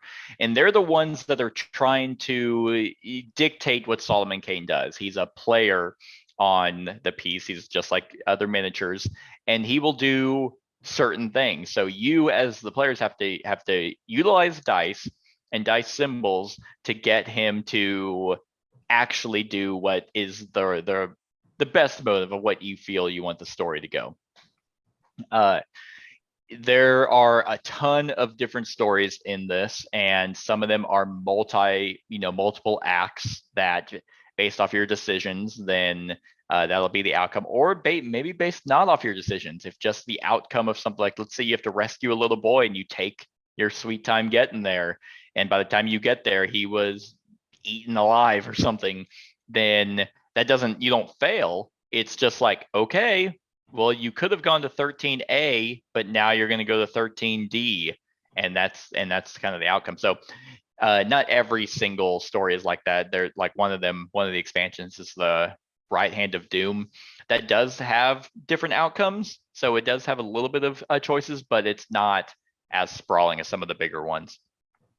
I just love the synergy of the different virtues. Like, it does feel like you're doing a lot of work to get Solomon Kane to do the simplest of actions. Like it can feel like he's like in a daze, just standing there knocked out till he's like, oh, now I need to step 1 space, because you have to get all the dice working, but you're engaged the entire time. It can feel like that when you really take a step back and you're like, man, we did a lot of work and he just talked to that guy. That's all he did. But because you are engrossed in everything, it's supposed to represent Solomon's inner conflict of like, oh, that guy, I just want to fucking bash his face in with this beer bottle. Should I do it? No, that's not the righteous thing to do, but that guy really deserves it. Well, he did hit that waitress, so it could be like, that's kind of what it's supposed to represent. And then you as the players make it to where it's like, okay, yeah, go kick his ass. Yeah, he deserves it. and that's a lot of fun. Like I think the stories are well written. It is Mythic games, so they have tendencies to just not have everything clean. I have played a scenario where things weren't going the way I felt they should have, and then it turns out they had some misprints. I don't get it. At this point, they're the only company that does it. Like Right. they need to figure something out, because it's every Mythic game. Even now, when Mythic games, like when they're released, I'm just like, okay, what they mess up this time? Like I'm expecting an errata to come out. Right. And I will say, even though their latest game I played wasn't fantastic, at least it flowed well, and that was Steam Watchers. Like, so maybe with Sam Healy being there, and maybe they're starting to get different heads in to fix all that shit. They maybe their later games coming out won't be that big of a problem, because I think Reichbusters and this one came out before Sam got there, or before other people got there, and Reichbusters had an errata pack come out, and this one, I don't think it's gonna get an errata pack, but it does have it online. But still, not a fun ordeal whenever you're trying to play a game. Yeah, this Other is than one I would like to try sometime. Yeah, no, yeah, absolutely. I think you would really like it. And it's I mean, it does have, I think it also has a versus mode. It's fully cooperative, but it does have either one versus many or versus mode, because you can play as like the darkness, that's like the overseeping aura that's plaguing Right. the land. And then I'm pretty sure it has a solo mode as well. I haven't played any of those other variants. I've played just the full co-op, but there's also a bunch of expansions that should be coming out hopefully this year. Some pretty big ones with tons of stories. So there's a lot of content here. So yeah, that's my number 53, Solomon Kane. All right. Well, my number 53 has kind of remained steady over the years. It was 49 2 years ago. It was 50 last year, and it's 53 this year. So it just kind of stays right where it's at. It's a tile laying game with a little bit of money wagering, I guess. Is that how you want to put it? And a little bit of hidden information, and that is Okay. Sky. I would probably say bidding. Bidding. That's the word I was looking for. I couldn't think off the top of my head. It is bidding. Well, no, it wouldn't be bidding, would it? Because is there a difference between bidding and auction? Because auction is, of course, you raising the stakes. Well, you bid in an auction, so they're probably. I guess you're right. Yeah. But this one has the hidden information bidding. That's the thing. It's like, because you are placing. How this game goes is you have a shield, and you're going to get, I think it's 4 tiles. I thought it was 3 tiles. You get 3. You put an axe on one to kick it out behind your screen. So you're gonna put an axe on one, and then you're gonna put your money on those tiles. So you have to kind of look and see what other people are building towards and what you're building towards. Yep. And then when you reveal your tiles, other people could buy your tiles, but they're going to have to spend what you put on them. And if that's the case, if they buy your tile, let's say you put 3 coins on the tile, they pay the 3, you get to keep the 3 you put on there as well. Yeah. So you get 6. That's kind of, because there's not a lot of ways to gain money in this game unless you're behind, you're losing, and there's certain types of things. So selling things is how you're going to rack up money quicker. And then you also spend like, if nobody buys them, then the money you put on there, you have to spend to take them. So there's this whole kind of ebb and flow of how important is this thing to other people. You're kind of risking putting all the money out, because if they don't take it, then you need to make sure you have it, because you're going to be spending money on it.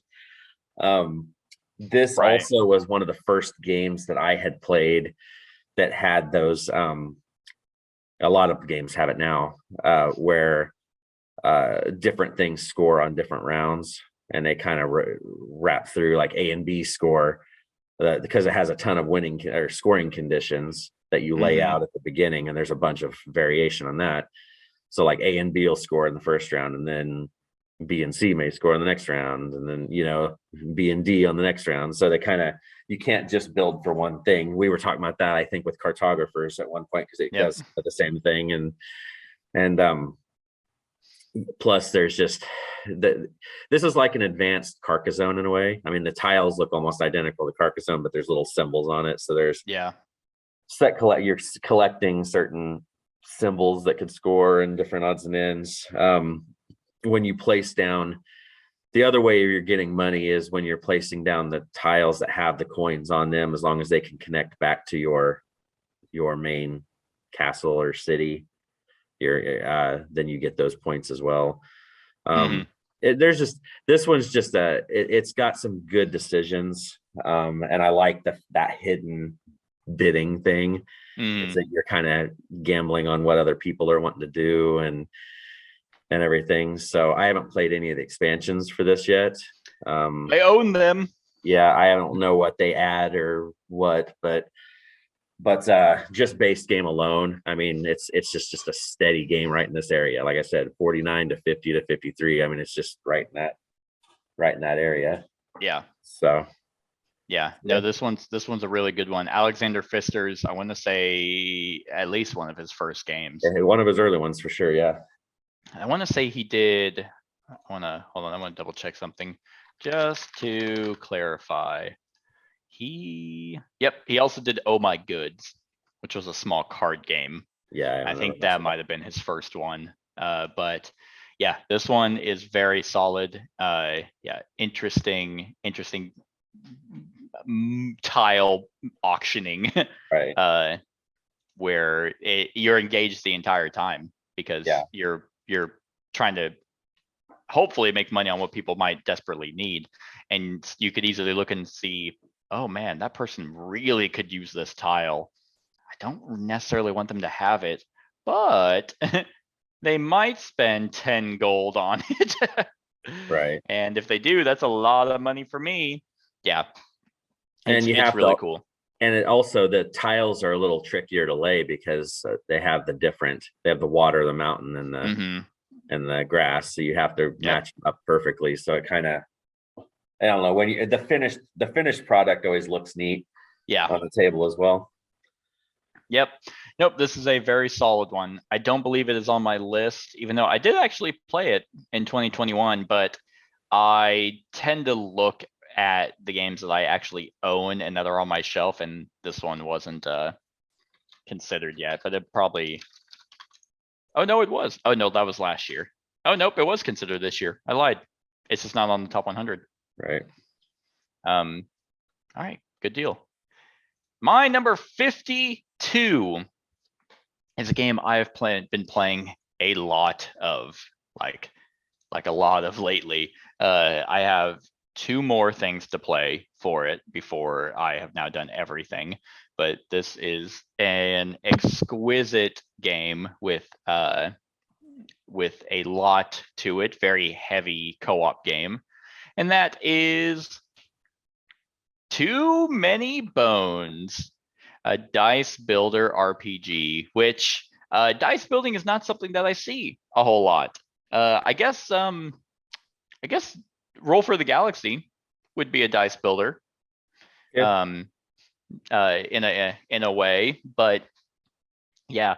So Too Many Bones is I mean, the production quality is through the roof with it, but it's a cooperative game where you are playing what's called gearlocks. They are these grotesque creatures that are different types of, classes that have their own massive, almost like manual to figure out how to play them. And you are basically going through a deck of like little events, doing small skirmishes until you gather enough progress points to go fight a tyrant. And then you beat the tyrant, and that's the game. Or if you lose to the tyrant, basically if you run out of days, you have a certain number of days to beat him. Because if you fight the tyrant early and you lose, you don't lose the game. You just basically wasted a day, which is nice. But the combat of the game is more of a puzzle. It's not your standard dungeon crawler. You're not like you are technically moving around a board, but not a whole lot. It's more of a puzzle on in what order should these baddies be killed. And what are we getting for completing this skirmish? The main the bread and butter of this game is those gear locks and how deep they are in terms to play. Like I said, I've been playing this a lot. That is mainly to do we're going to do a ranking on all the gear locks, and I've just been trying to figure out how each one of them play. And even then, I'm playing them one specific way, but there's so many ways to play, and how you'll build your gear lock is going to be dependent on the needs of the party, which is something really, really cool. I will say I don't like this game solo. I feel like and to be fair, I'm only doing one gear lock instead of two-handing. Right, do it, yeah. Because the game sings really loudly whenever you can synergize with other players, and you'll play characters differently. Like Nugget, for example, it's just you're going to play her radically differently with another gear lock than you would by herself. Mhm. And I mean, that's generally the case for all of them. And some are more tankier and can handle themselves better than others solo. And some just aren't viable solo. Yeah. I mean, that's why I always play with two. Just yeah. And I was gonna do that, but I wanted to kind of solely focus on just the one and try and figure out, the nuances of one character. But there are 12, I think 12 gear locks. I think so. And yeah, they all play radically different from one another. It's a very cool system. The dice building RPG is because each character has their own unique dice, and then you build them up. They have 4 classes. Almost every character has 4 builds that you could do for them. You can mix and match, or you can go all in on one. And I just very much like that. I think I haven't done the campaign. I finally played Undertow, just kind of a base standard Undertow. Right. And that is already better because base Too Many Bones, your special events are always the same. You always have the same 3. And the 3 events at the beginning are really just to kickstart your character. The first card is literally, hey, do you want a training point and a loot, or do you want 2 training points? That's it. But Undertow has the special events that you shuffle, so you have a variety when you're starting. You can if you have the 40 Days of Daylore, they give you the variation of the regular too. Oh, they do? Yeah, there's some in that box that give you the variation of the starter. Well, good deal, because I have everything for this. Yeah. And I did not know that. So but to be fair, when I've just been playing through these gear locks, I've just been quickly I was just flipping those cards. I wasn't even reading what the story was. I'm just okay, give me my training points, and then after that I would read the events and see what we're doing. But this game is not easy.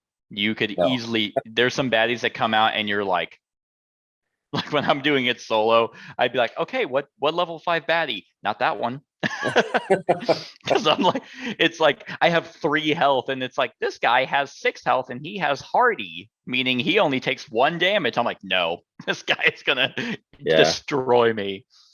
There's this chip reader app that I downloaded that you can scan a baddie chip and it puts all the information on the screen. I saw that app. I couldn't find it. I have it downloaded. It's okay. It's called TMB Chip Reader. Okay, that would be why I couldn't find it, because this game is not what's the word, intuitive. Because TMB Chip Reader, there it is. Because oh no, I do have it. What the fuck? I already have it downloaded. Why was I not using this? But that's so funny. Huh. But anyway, because there's a lot of multiple sheets, because they came out with this, and Undertow was kind of their second edition. And Their entry point, it was a bit easier entry point, yeah, I think, was their selling point, but then they put stands in there for some fucking reason, and yeah, that was not a wise one to put in a starting point, you know. You'd yeah. think you'd No, put two I easy ones. agree. Yeah, it's but then it's just more open, and then yeah, there's like multiple keywords that you have to understand for each character. Your character, man. So I introduced this. My friend has always been eyeing this because he loves the storage solution, and I'm like, all right, man, just pick whatever character you want to play as, and we'll figure it out. It's co-op. Who cares? Like we'll trudge on through. He picked Dart, and I'm like. And I had never played it. So we're halfway through it, and I was like, oh, dude, I don't fucking know how this character works. I had to post in the Too Yeah, I Many saw. Bones community thing because I was like, this doesn't make any sense. And luckily, he understood, like, he's like, oh, no, I like the game. I just hate this character. I'm Right. like, that's fair. So at least it didn't turn him away from the game because he likes everything else about it. He just didn't like how that character functioned, which is fair. Each character plays radically different. You're going to find ones that fit your play style and others that, like, I guarantee you when we do our ranking list, the ones at the bottom, that's someone's favorite. Oh yeah. Yeah, And so for I'm sure. very excited for the Unbreakable stuff to finalize it all out. And then, yeah, so very cool one. And even though it's a dice builder, I'm never really upset when I'm rolling dice because they at least do the bones mechanic. Yeah, that was a big, bright idea that they did. Mhm. Yeah, because sometimes there are a lot of characters who want bones. Right. And so that's a cool twist on it. Yeah, of course you don't want to roll them. You'd rather roll damage or roll a result on your special dice. But at least you get something from a miss. Right. So yeah, this one's really good. I'm very curious to see how it'll probably stick around here. We'll see. We shall see. Yeah. But that's my number 52. Too Many Bones. It might be on my list somewhere. We'll see. Well, I remember you saying you didn't like it as much. I think it probably fell off. No, I just said I played it so much that I had to break from it. I know, right?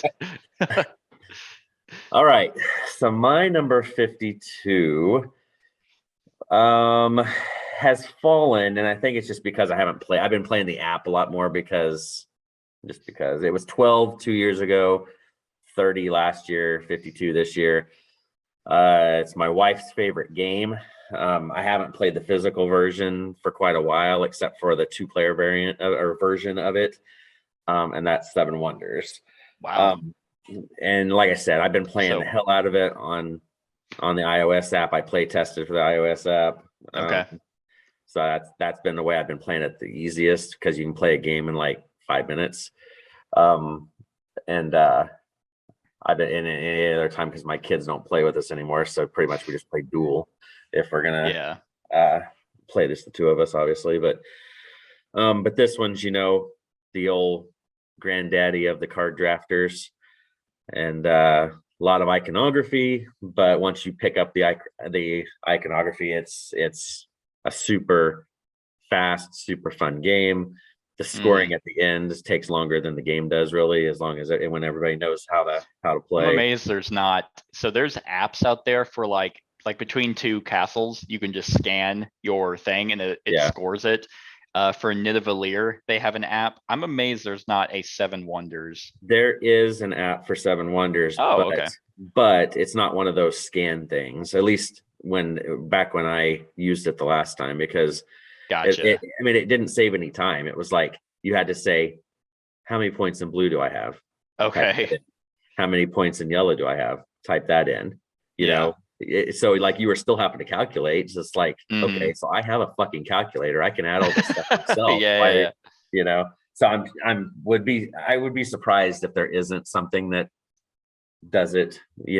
But especially with the second edition coming out and being still being relevant and stuff. But yeah, this one is always going to be in here.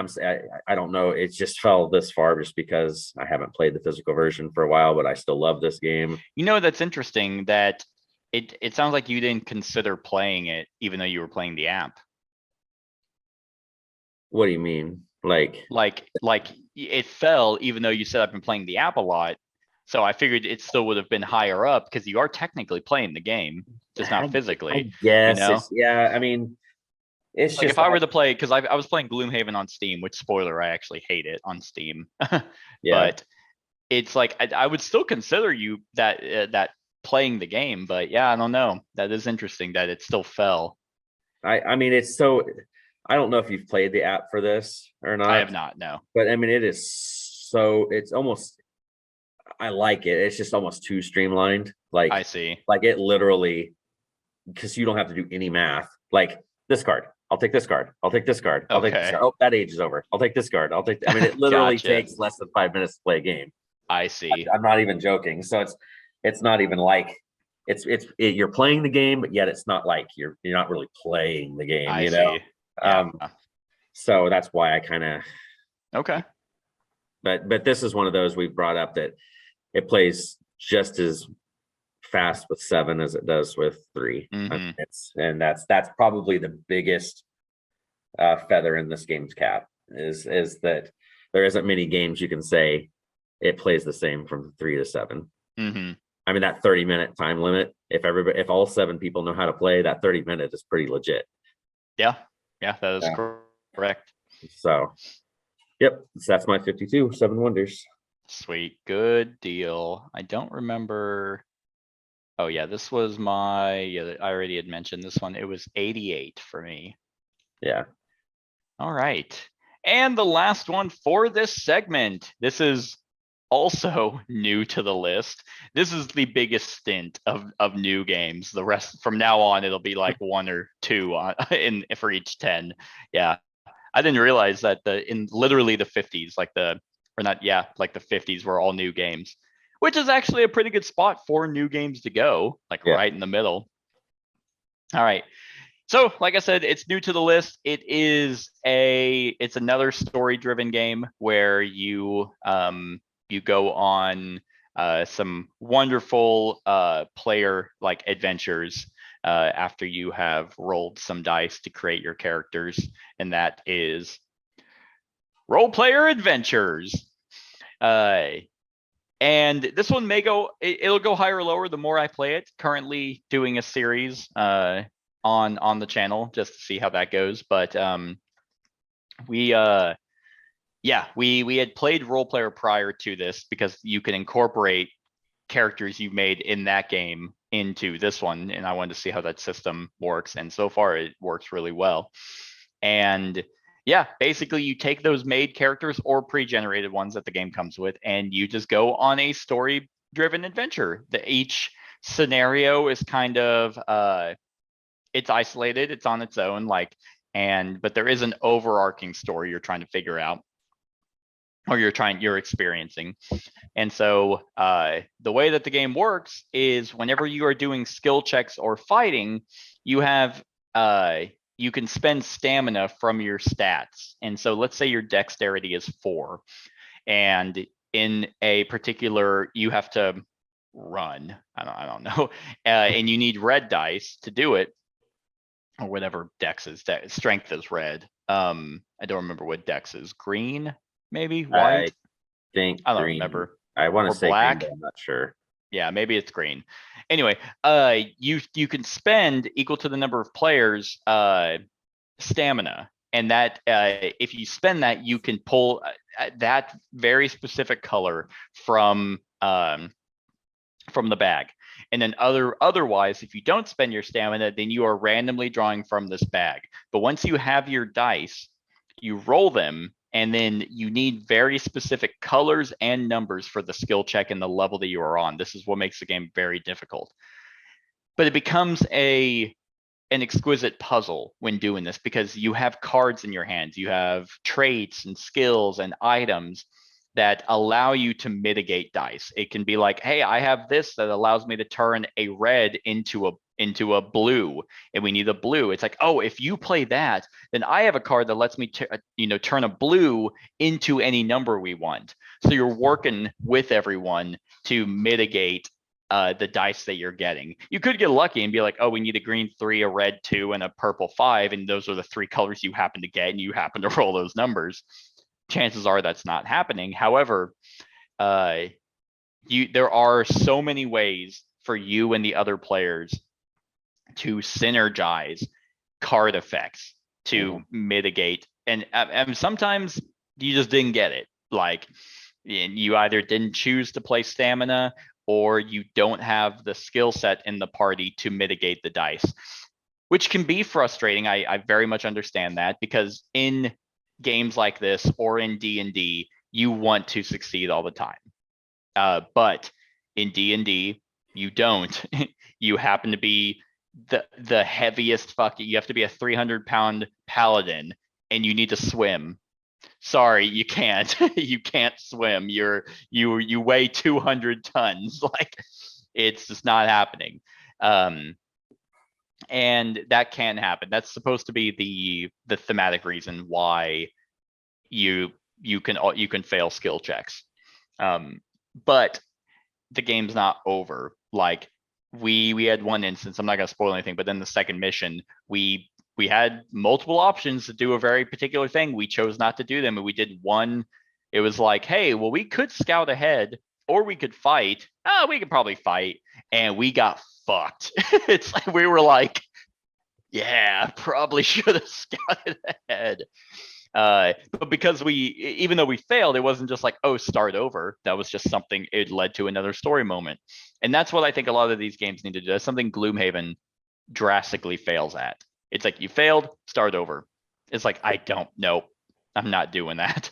I will accept failing in these story-driven games if it leads to another story moment and the game progresses. I refuse to reset. I'm not being like, that scenario took 2 hours. Like, I'm not doing it again. And that's the main reason why I don't like the Gloomhaven Steam game, because if you fail, you just start over. And it's like, well, I kid you not, my friend and I played that game for like 8 hours on Saturday, and we got to the third mission because we kept failing, and we couldn't just, it's a video game, it won't let you trudge on ahead. Right. So call it cheating, call it whatever you want. I call it time management. But this doesn't have that. If you fail a skill check, or it's like, if you fail a skill check on something, then you just might have missed an opportunity, and that's that. And you just move on. You go figure something else out. You fail a fight, it's like, okay, you missed an opportunity, and now you keep going. So I'm very much enjoying it. So I'm hoping that Thunderworks Games just pumps more into this, like, and just keeps the adventures going. Because I do think that the campaign, I don't know for sure, but I believe it has branching narratives. Like I wish these kind of games or companies would come out with trees. Like, did you ever play Detroit Become Human? No. Okay. Well, the way you answered that was like more annoying. Well, because it's funny. No. Because I just was looking on the PlayStation Store and I saw that game, but I've never heard of it until I saw it on there. Gotcha. Okay. So it after each after each mission, it shows you the decision tree and the path that you took. But there are ones where you take a path and then it's like, and there's like, 30 other options you could have done. And I wish these companies would do stuff like that, because it'd be nice for you after you finish a campaign to look back and be like, oh, this is what we took. Okay, well, if we play it again, let's do a different decision at this point so we can see how the story goes. I think that would be cool. Yeah. Because instead of like, if you finish Gloomhaven, then it's like, what other path could we have taken? Well, I don't know. There's 90 scenarios. We did 40 of them. So obviously we could do more, but at what point do we branch off? So, right. But yeah, we shall see what happens with role player adventures in the future, if it sticks the landing. Alrighty. This one's not going to be on my list because I didn't play it yet. Gotcha. Oh, you didn't have your PowerPoint maker? I have it all opened up and everything. I just haven't dove in. All right. So my number 51. Hold on, for the record, are all these people dwarves? They look like it. I was getting ready to laugh because the one is super short. The one is getting ready to be a little dragon snack. down there holding a sword up to a huge dragon, but then the fucking wizard back there is about ready to get blindsided. Right. She's like, it's only one. We can do this. And then just ganked by the one. That's funny. See, I was initially thinking, I'm like, so which one of these do you think is Willow? Oh God. It's obviously the wizard. Because Willow had he did that trick with the pig. You remember in Willow? God, I haven't seen that movie for years. Kat and I watched it, I think last year. It holds up. Really, It's really good. I love Willow. Yeah. I think they were supposed to do a sequel. There's supposed to be a remake or a sequel or something. Yeah, with I think still with Warwick, with like I think all the original people were supposed to come back. Except for Val Kilmer. He wasn't gonna come back? I don't think so. Oh, never mind. He was the best part of the whole thing. Fine. At least you got Warwick Davis coming back. Right. All right. Anyway. So my 51 was 63 2 years ago, 57 last year, 51 this year. So it just kind of keeps climbing a little bit. Keeps trucking along. It is a standalone version of a game that I didn't care for a whole lot, but this added story narrative to it and a replayable legacy mode that really ramped it up and made it super fun. And that's DC deck building. Okay. Rebirth. This one, I like the art. My biggest complaint with DC deck builder was the fact that you picked your bad guy and you had to go through and beat it, but as you beat in the main deck that made up your row in the middle that you bought heroes or equipment or locations, or you killed bad guys. When you killed the bad guys, they'd go into your deck, and then you would when you would play them, you'd be playing these bad guys, and it just didn't make any sense. Mm-hmm. Well, what happens in this game is there are you get a standee for your characters, whoever you're playing, and there are I want to say 10 locations, I think, because you make like a circle board and you actually move around and defeat things. There's not like a row of stuff, like there's things at locations now that you're going through, and when you defeat bad guys, they just go into a pile next to the deal, and you get a one-time ability, which is how it should have been. So yeah, if you beat Bane, then you get a one-time ability, but then his card just goes over to the side. So okay, so your deck isn't getting full of villains and stuff, which is stupid. But this it comes with 8 scenarios, and they're in these sealed, resealable envelopes, so you can replay them, obviously, and stuff. But there is your character progresses throughout it. Your deck changes, not permanent changes, obviously, since it's replayable. But you just go through these scenarios, and they're not horribly. They're decent scenarios. I mean, they're not groundbreaking, but they're not boring as hell either. And it just changes a deck builder, and it adds that spatial part to it where you're actually moving around and doing stuff. And it changes the bad parts of the original deck building game. They kind of got rid of, and you get to play those heroes and play them in a more. It seems more thematic now. Like Superman's going to be like Superman, you know, and stuff like that, instead of all the other craziness. This one's a excellent solo game to play as well. You can throw in any of the other DC deck building games that you have. The hero equipment and stuff can be used in this as well. Okay. And the villains as well, I guess. But yeah, I mean, this is and it's challenging. Some of those scenarios are difficult. You know, the cover looks different now. The new version, the cover is like really stylized, and that's the like one a gray cover with and stuff. But I like this comic booky looking one better. But anyway, this is one that'll probably hang around here for a while, just because, you know, if I get bored of some of the cards, I can always just buy some more of the DC deck building stuff and throw those cards into this. to go with it and stuff. I was kind of hoping they would maybe add some more scenarios or do a secondary box of scenarios. They haven't yet. And this game's been out for a few years now. I think it came out in 2019, so I guess a couple years. So, Well, are there a bunch of expansions? There's like Crisis is what I'm seeing. well, those are all for the DC deck building game, the original one. Oh, I see. Yeah, so they added all these different things, Crisis, and these Batman ones, and there's all kinds of the DC deck building expansions. This is the only one that has the only part that deals with the legacy scenario based stuff, but you can use those cards in this. Okay. But just if you just want to get the experience of this, just buying this box gives you enough to do everything you'd need to do and everything. But it's a good one for sure. Yeah, good deal. I was kind of scouring this cover and I was like, man, this is pretty impressive until I realized there's a lot of the same type of character. There's 5 Green Lanterns.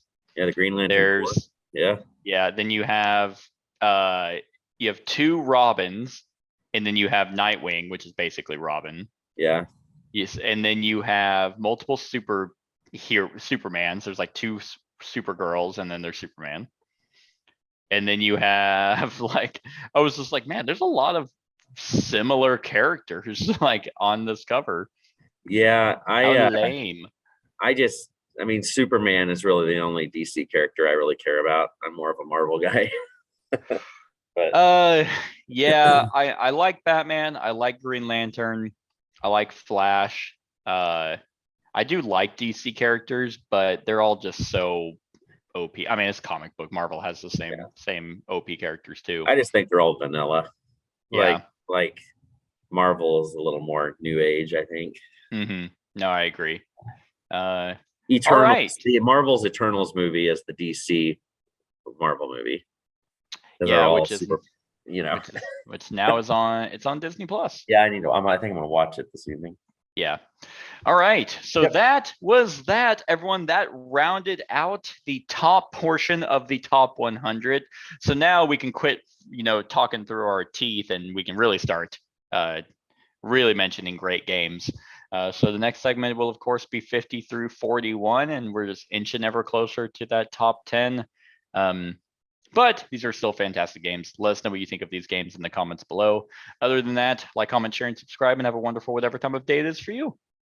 Hey everyone, thank you for watching, and I really hope that you enjoyed the video. If you would like to see more of my content, go ahead and click that subscribe button and the bell to be notified whenever I upload any new content. If you feel like supporting the channel, you can go ahead and click that Patreon link to be taken to my Patreon, and any help is truly appreciated. Other than that, stick around for any other run-throughs or reviews or cool top 10s or whatever I feel like putting on. Other than that, like, comment, share, and subscribe, and have a wonderful whatever time of day it is for you.